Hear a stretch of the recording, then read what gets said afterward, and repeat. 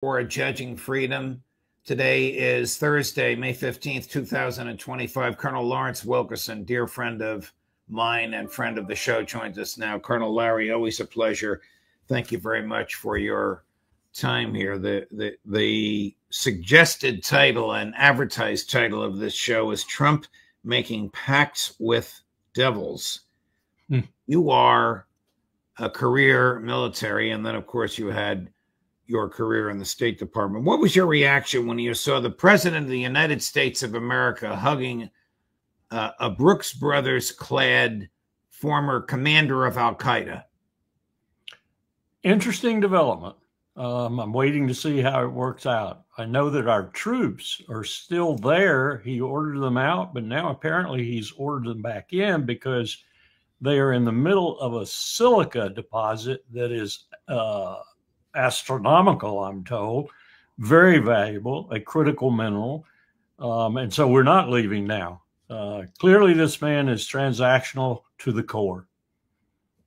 But embracing al-Jilani is all forgiven and forgotten. The guy kills Christians. The guy kills Alawites. The guy kills babies. I'm not making this up. This is what Ritter and McGregor, your friends and colleagues, our friends and colleagues, are telling me.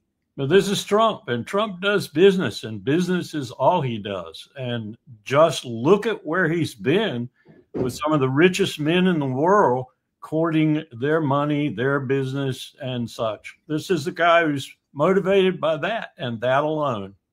So who is whispering into his ear? He stands up in Saudi Arabia. We'll play the clip in a minute, and blasts the neocons. Blasts the efforts of which Colin Powell was once a part to introduce democracy into the Middle East, forcibly introduce it. And then at the same time, he has General Kellogg release the most absurd proposal I've ever seen, which is for NATO to micromanage Ukraine. A non-starter from day one with President Putin, if ever there was one. So does Trump believe whoever's been whispering into his ears last? And then we'll play the clip where he blasts the neocons.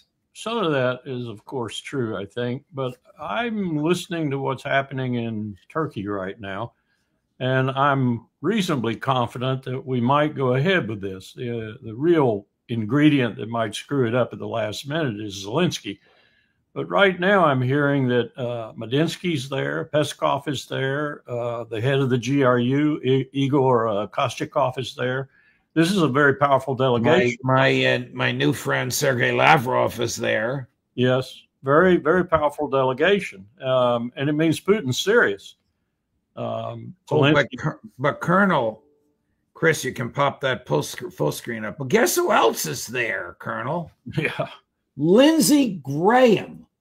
What on earth is he doing there? He's there. He wants to drive Vladimir Putin from office. That's Marco Rubio, the Secretary of State, the foreign minister of Ukraine, name escaping me, and a smiling, gloating, beaming Senator Graham.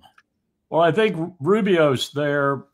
If I'm parsing this right, Rubio's there because he is both National Security Advisor and Secretary of State, and neither has given him real access to real diplomacy.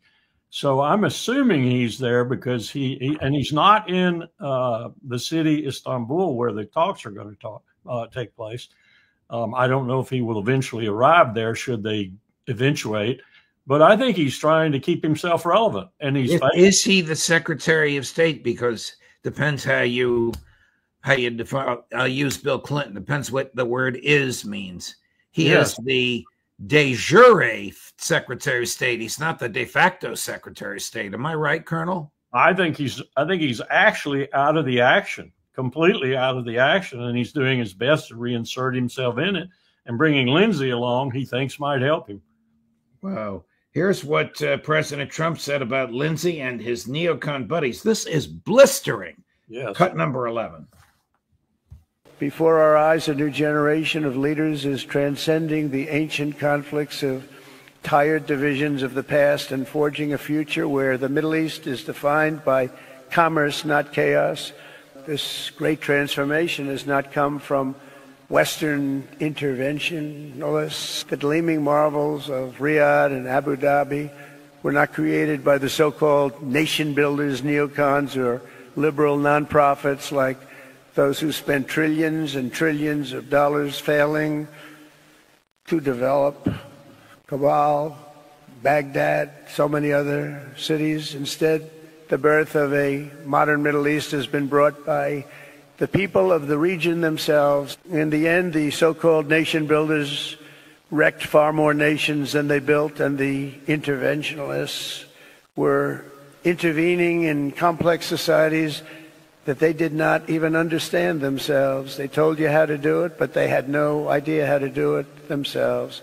Peace, prosperity, and progress ultimately came not from a radical rejection of your heritage, but rather from embracing your national traditions and embracing that same heritage that you love so dearly. I would argue that Donald J. Trump has just rejected the fundamental theses of the foreign policy of every American president going back to George H.W. Bush. What do you say, Colonel? No, not George H.W. Bush. His foreign policy was quite different. And the demarcation is post George H.W. Bush with Bill Clinton. It's a dramatic demarcation, too. And I would love to know who wrote that speech for Trump, because I know he didn't write it. He stumbled over it enough to where I know he didn't write it. Clearly, he didn't write it. Those are words and phrases he doesn't use off the top. Who wrote it? Who wrote it? Did J.D. Vance write it? Who in his administration wrote that speech? Because that speech, as you just indicated, is a repudiation of almost everything that's happened since Bill Clinton's first year in office. That would be dramatically positive as far as I'm concerned. Agreed. So I wonder, you and I have talked about this, Ritter and I, McGregor and I, Mearsheimer and Sachs and I, we've all talked about it. Because how much he changes his mind. Does he believe whoever he's been listening to last? In this case, maybe this is going to stick at least somewhat because there's so much money involved. And that ultimately at base is what Trump is all about for Jared and for everybody else in his family. I mean, that's what this whole trip is about, is money. It glistens with gold because it's all about money. And this is where, 20% of the money in the world is located? Colonel, General Kellogg just released plans for NATO to have a physical presence in Ukraine. Can the Kremlin take the United States of America seriously when, in the midst of peace negotiations, albeit in Turkey, and I hope he's not there, but who knows, he makes a statement like that? I think Lavrov and Putin and others in Russia know that Kellogg is a laughingstock. He's used by people in the administration to throw out the other side, if you will, but I think he's a laughingstock in the eyes of the Russians and probably in the eyes of most others who are serious about ending this war, including Donald Trump. So I don't take much from what Kellogg says. President Trump's public snubbing of Prime Minister Netanyahu. He's in the Middle East. He's not going to Israel. He stopped the bombing of the Houthis without telling the Israelis. He negotiated with Hamas contrary to the demands of the Israelis. Mike Huckabee, contrary to his wishes, was forced to go on national television and announce that American aid is slowly making its way into Gaza. Do you read the tea leaves that Donald Trump is finally sick and tired of Benjamin Netanyahu? Well, I don't think it's finally. I think he's just finding new evidence to make it public that he's sick and tired of it. Do you know Netanyahu? I mean, did you and Colin Powell deal with him? Is he really as irritable as everybody seems to be saying? We did, and he's one of the most arrogant sons of bitches I've ever met in my life. Oh, God. It's fair to say that Bibi Netanyahu believes that at any time he crooks his finger towards Washington, he can get the President of the United States and the Congress to do anything he damn well pleases. Wow. And that's stopping, and Trump is stopping it. Reuters just announced Trump envoys Witkoff and Kellogg will go to Turkey for the Russia-Ukraine talks. Now, why on this earth would General Kellogg be there, Colonel Wilkerson? Is it good, guys? Is it good cop, bad cop? I mean, the Russians are too smart to be duped by that. Absolutely. I should suspect that Kellogg will sit over in the corner with Kostikov, and Kostikov will read him the riot act and tell him to go away. Wow. The snubbing of Netanyahu, though, is it the beginning of something else? I mean, is there any real way to bring about a cessation of the slaughter in Gaza without removing Benjamin Netanyahu from office? I certainly hope it is. And yes, I hope that is true, too. This business yesterday of the IDF, the vaunted IDF, saying that there was a tunnel under the hospital where they proceeded to kill dozens of people, and this is the only hospital that treats cancer patients in Gaza, when in fact the tunnel was under a school 100 or 200 meters away from the hospital, and they didn't even hit the school. And the videos that they released demonstrated this. Tells you how broken this whole process is, including the IDF and apparently their Air Force, who can't find a target to hit. The videos are horrendous. I watched two of them that Chris got me, and of course we can't air them, but it is heartbreaking, saddening, and sickening to watch the entrance of this hospital as people go in and come out, and suddenly you see the incinerated bodies of those people on the ground at what once was the entrance to the hospital. Where is the outrage? There's outrage on this show and on the shows of our friends and colleagues, but where is the outrage from people who could stop it? Well, Donald Trump is a man of peace. Why the hell is he paying for this? It's growing. It's growing in Europe, and it's growing in America. I think it's probably over 50% of the average population in both places.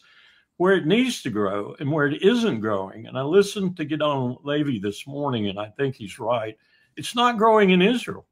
There is absolutely no disgust of consequence in Israel over what its military is doing in Gaza. None, or the West Bank, or Lebanon, or Syria, where incidentally it has expanded its writ by kilometers in the last couple of weeks. I mean, it looks as if they want a big share of Syria. This is unbelievable that no one in Israel, and I agree with Gideon, there's no one in Israel who has a conscience, period.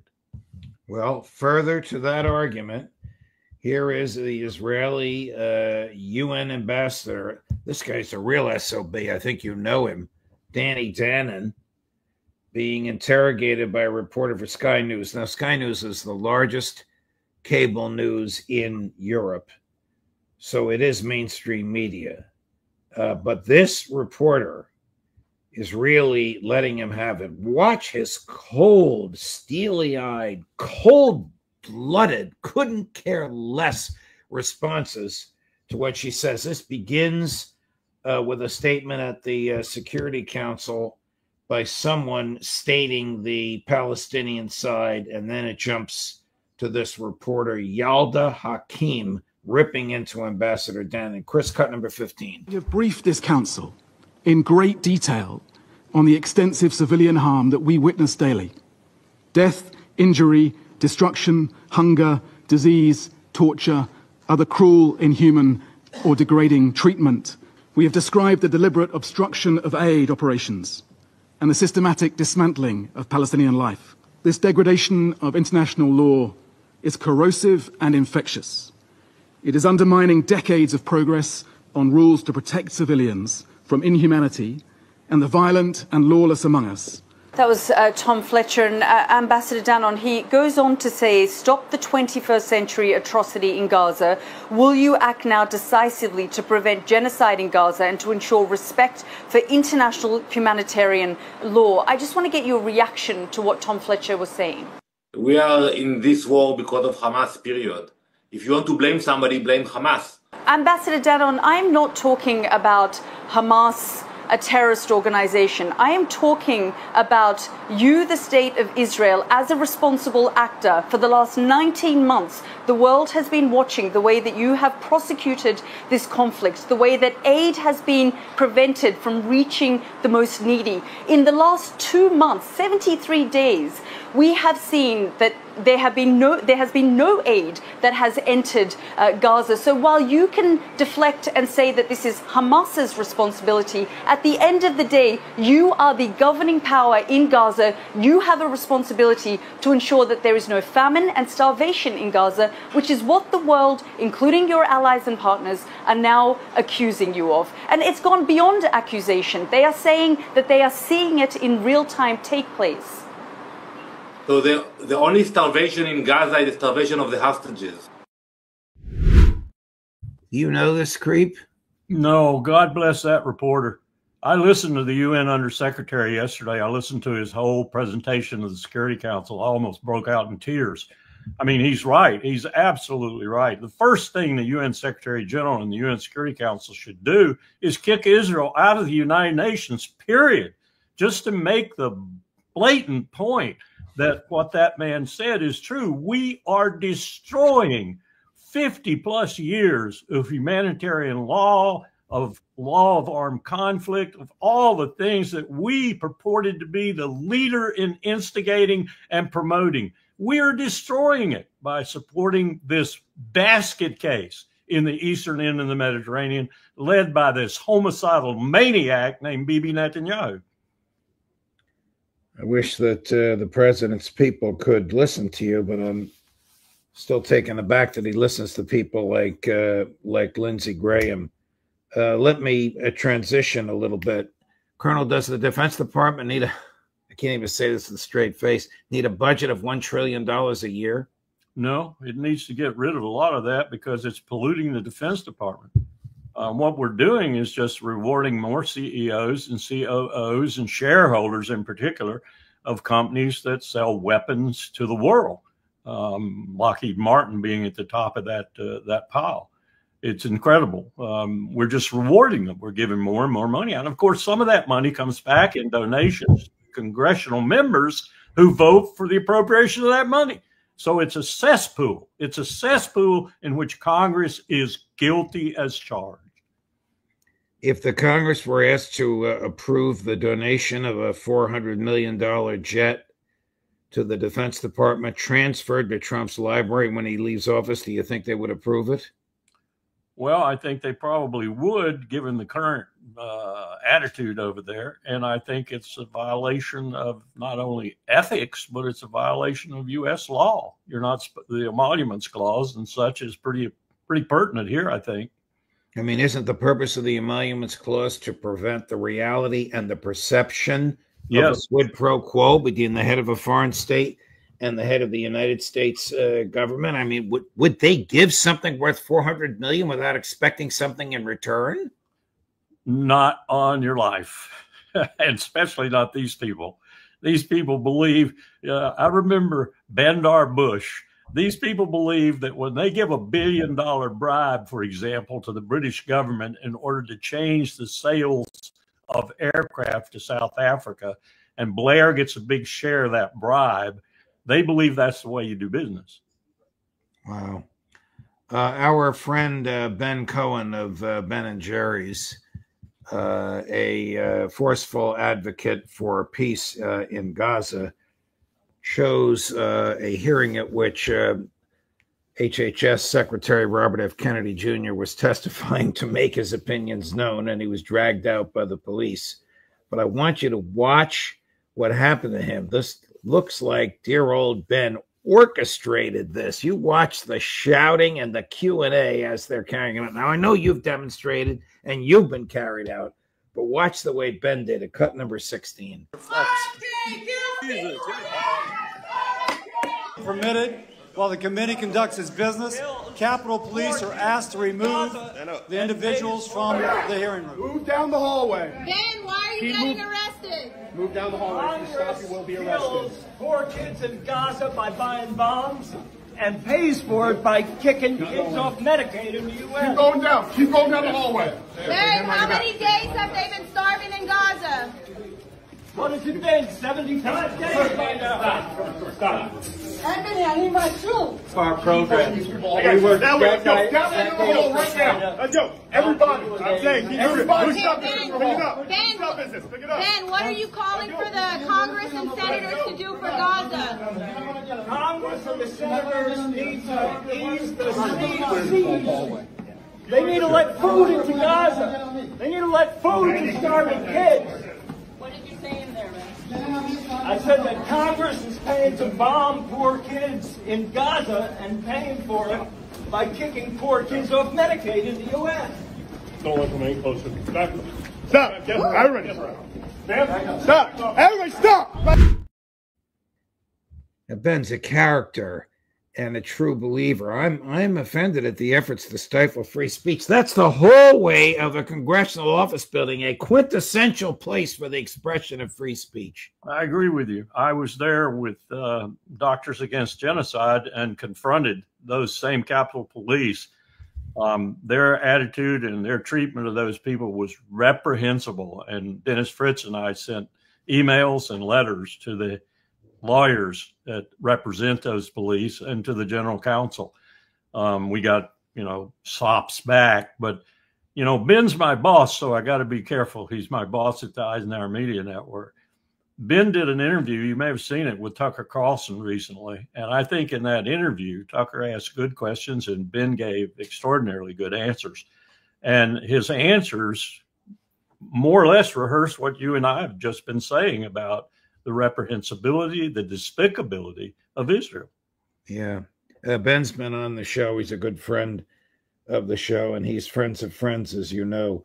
Finally, Colonel, I was very distressed to see this. About a month ago, the American intelligence community, under the leadership of two people who had been there for a long time, issued a report that Tren de Aragua, the group that Trump is railing against, apparently they're pretty bad people, as bad as they are not affiliated with or subject to the government of Venezuela, that they are adverse to the government of Venezuela. Yesterday, Tulsi Gabbard fired the authors of those reports because the reports were not consistent with the White House narrative. I guess we're back to this again. Yeah, I heard about that, and I don't know the full details of it, and I'm not familiar with this organization, so I can't comment on the veracity of her claim. But I would say that it sounds legitimate to me that she shouldn't have done that she was doing it for political reasons and political reasons alone, which really disappoints me in Tulsi Gabbard. Colonel, thank you very much for your time, my dear friend. I understand the rains destroyed your planned fishing trip. Is that true? They did. First time in 5 years, though, so God has been good. All right. I want to come over and have some home-cooked trout. We catch and release. Oh, all right. I'll go to the market and buy some. All right. There's no Italian blood in me if you're catching and releasing, but God bless you that the fish get to live. Thank you, Colonel. All the best. You too. Okay. Take care.